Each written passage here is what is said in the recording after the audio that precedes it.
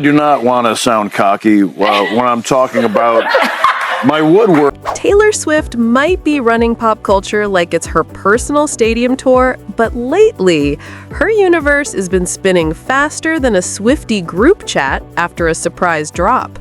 First up, Kylie Kelce broke the internet with a hilarious roast of hubby Jason, playfully comparing his tree size to Taylor's wood.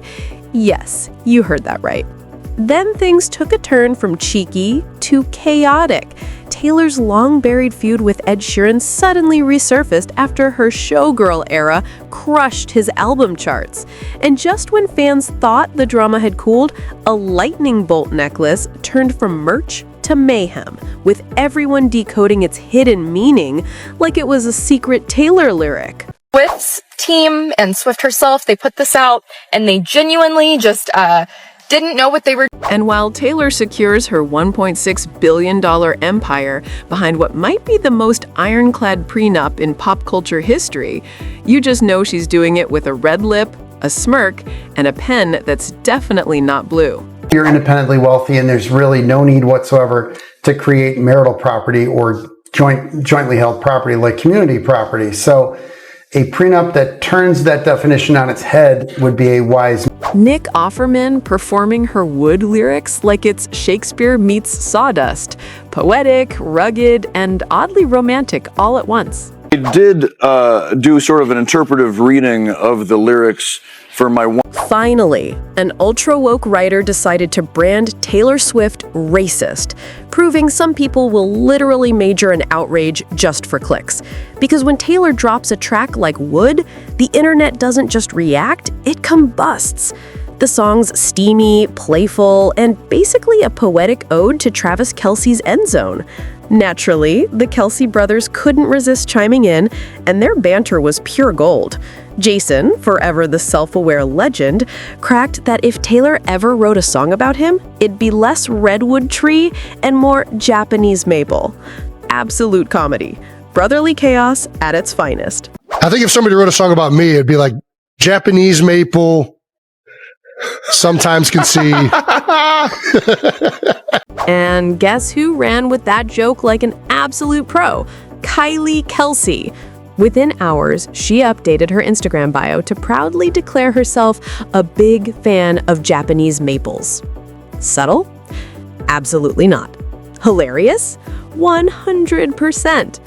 Kylie's clearly got the same sharp wit that makes the Kelce podcast such a fan favorite. And she's not about to let Jason hog all the fun. On her own show, she dished about Taylor's new album, The Life of a Showgirl, with the perfect blend of casual and totally obsessed.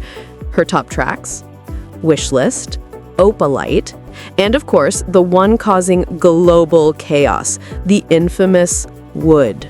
Favorites on the album are definitely Wishlist, Opalite, and Who Are We Kidding? She even admitted she could have lived her whole life without knowing that much about her brother-in-law's personal stats. But hey, credit where it's due. Good job, Trav, she laughed. Proof that even the coolest sister-in-law can be a good sport when things get a little too descriptive. Who Are We Kidding? Wood. Great song. Do I need that much detail? Specifically about my brother-in-law? Good job, Trav! That's it! 1,000% yes, that's women supporting women. Meanwhile, over on the New Heights podcast, Jason and Travis have officially turned sibling banter into an Olympic sport. Their back and forth has become less of a talk show and more of a full-blown family roast session.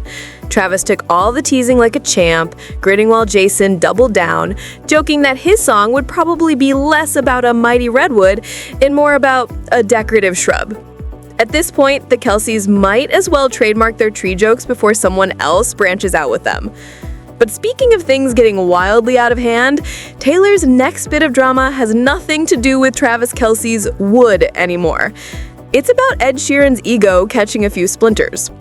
Yep, apparently Pop's favorite redhead isn't exactly feeling peachy after Taylor dropped The Life of a Showgirl just 2 weeks after his new album hit. Sources say Ed's team had been meticulously planning that release for months. Spreadsheets, mood boards, probably even a PowerPoint titled, "How to Finally Beat Taylor to #1." Then, boom, Taylor announced her album, and Ed's project fell out of the top 10 faster than you can say Bad Blood acoustic version. Insiders claim Ed's feeling a little blindsided, like he just got hit by a glitter cannon he never saw coming. He apparently thought his longtime like a sister bestie from the Everything Has Changed era would have given him a heads up. But nope, Taylor hit post, and his promo plan went straight into panic mode.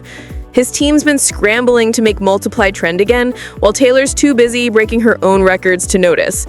And let's be honest, this isn't her first rodeo when it comes to accidental pop star casualties. Fans still remember the Brat incident last year when she dropped those exclusive UK vinyls, the same week Charli XCX was gunning for her #1. Charli didn't make it, and Swifties shrugged like, sorry babe, capitalism never goes out of style. But if you thought the Ed Sheeran drama was spicy, buckle up, because this next mess involves necklaces, lightning bolts, and the internet going DEFCON 1. Taylor's new merch drop, The Life of a Showgirl silver necklace, went from add to cart to, wait, is this problematic, in record time. What was supposed to be a cute accessory suddenly sparked a full-blown history lesson when fans started connecting the lightning bolt design to some very unfortunate 20th century symbolism.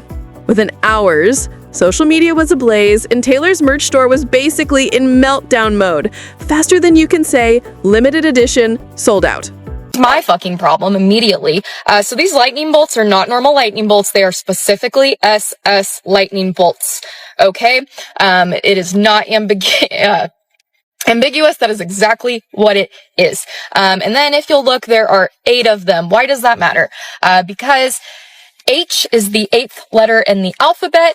Many Nazi, neo-Nazi circles, gangs, will put 8, meaning Hitler. They'll put it in their bios. They'll tattoo it on their bodies. They'll put it on their motorcycles, their leather jackets. My dad was in a white supremacist gang. He had these tattooed on his body. The necklace didn't just sell out. It vanished.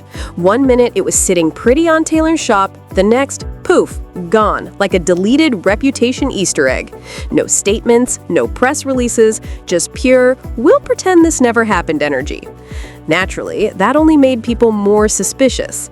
TikTok detectives went full CSI Swift edition, zooming in on screenshots, analyzing every pixel, and declaring that the necklace's 8 lightning bolts were some kind of secret code.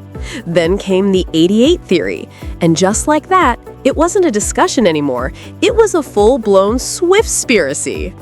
Meanwhile, the defenders came charging in, reminding everyone that Taylor's been rocking lightning bolts since the Heartbreak Anthem era. Not exactly the historical controversy type. But as the internet argued over jewelry, Camp Swift was already on to a different kind of storm. One with contracts, not concerts. Word on the street? Taylor and Travis aren't just picking wedding flowers, they're picking clauses. Yep, the billion-dollar pop powerhouse is reportedly drafting a prenup so airtight it could survive a Category 5 scandal. Taylor's not just protecting her heart this time, she's protecting her $1.6 billion empire like it's Fort Knox wrapped in glitter. Insiders say this isn't your grandma's prenup. It's more like a 200-page Marvel script packed with secret clauses, bonus scenes, and emotional damage control built right in.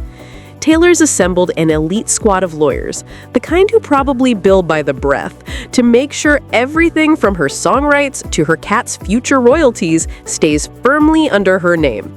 And Travis? He's reportedly totally chill about it. The NFL star, worth around $70 million himself, isn't playing the insecure card. According to sources, his vibe is pure, protect your billions, babe. I've got my podcast. A king who knows his lane. Word is the prenup even includes a "you can still write songs about me" clause, because let's be honest, there's zero chance Taylor ever gives up her right to turn heartbreak into hits. It's basically love meets legal thriller. She gets creative freedom, he gets peace of mind, and the lawyers? They're getting new Teslas. Taylor's covering every base. Her music, her image, her name, probably even the trademark for the word Swiftie. It's not petty, it's practical. After all, she's seen too many celebrity fortunes vanish faster than Ticketmaster servers on Eras tour day. From your favorite divorce lawyer, I have a piece of advice for these folks, and that is get a giant prenup, because both of you are independently wealthy and there's really no need whatsoever to create marital property or jointly held property like community property. So a prenup that turns that definition on its head would be a wise move, where you basically say every piece of property you gain or purchase during your marriage is default non-marital or separate property. Which brings us to the latest man diving headfirst into the great wood debate. None other than Nick Offerman, the mustachioed monarch of manliness himself. Yep, Mr. Ron Swanson decided to toss his chisel into the chat after catching wind of Taylor's steamy track celebrating Travis Kelce's redwood-level prowess. When Nick popped up on The View, things went from talk show banter to NSFW lumber seminar in record time. One of the hosts, an unapologetic Swiftie in heels, couldn't resist what she admitted was a bit of a stretch. She straight up asked Nick how he felt about Taylor's wood. I mean, come on. The man just released a book called Little Woodchucks. The setup was irresistible. You just obviously released your new Little Woodchucks book. Both feature the concept of wood. She's got a new song called Wood. That's Have right. you heard it, and what do you think of it? Nick, ever the gentleman carpenter, handled it like a pro. With that signature smirk, he said he didn't want to sound cocky, but let's just say when it comes to woodworking, yeah, he's heard the song. I don't want to sound cocky when I'm talking about my woodwork. Not only that, Nick apparently took things a step further, giving his wife, Megan Mullally, a full dramatic reading of the lyrics. Picture it.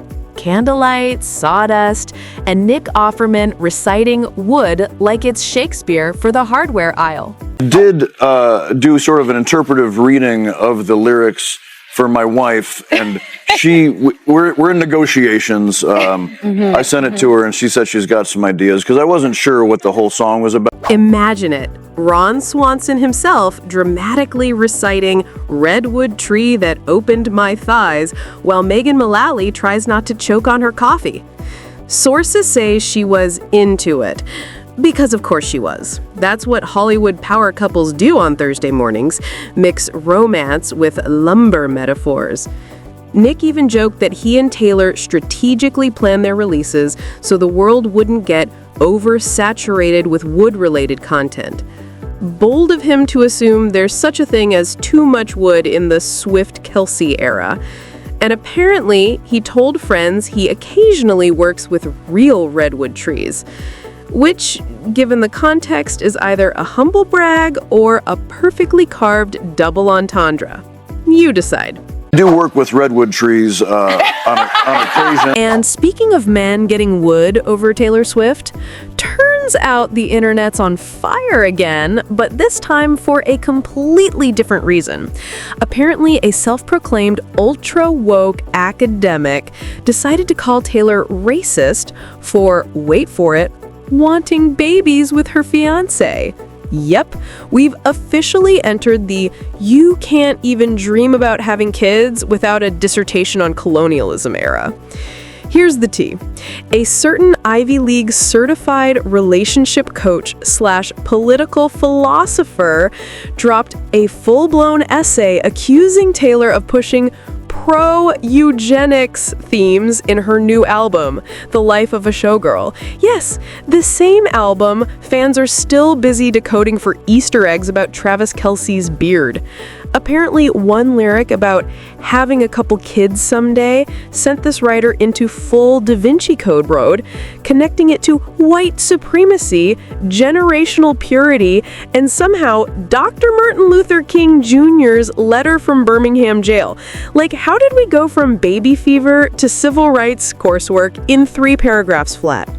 For context, the author, who proudly describes herself online as a queer, anxious white woman with a PhD in human sexuality, wasn't joking. She genuinely argued that Taylor's lyrics about love and family were dangerous to racial progress.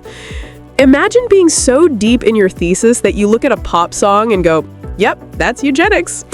The internet did not take it well. Swifties stormed in like it was Ticketmaster presale day. X, formerly Twitter, turned into a digital cage match. One user quipped, "Proof that academia has officially eaten itself." Another said, "You can't be woke if you're asleep at the logic wheel." Basically, everyone agreed this woman took reading too much into it to Olympic levels. Even people who don't worship at the Swiftie altar were like, wait, Taylor's racist now because she wants a family with her boyfriend? Fans flooded her mentions with receipts. Photos of Taylor marching for equality, endorsing Kamala Harris, and literally funding voter registration drives. Meanwhile, the essay's author just sat back, probably sipping ethically sourced kombucha, watching the chaos unfold like, my work here is done. And that's all for this video, folks. Until next time, remember, in 2025, even baby fever comes with a think piece.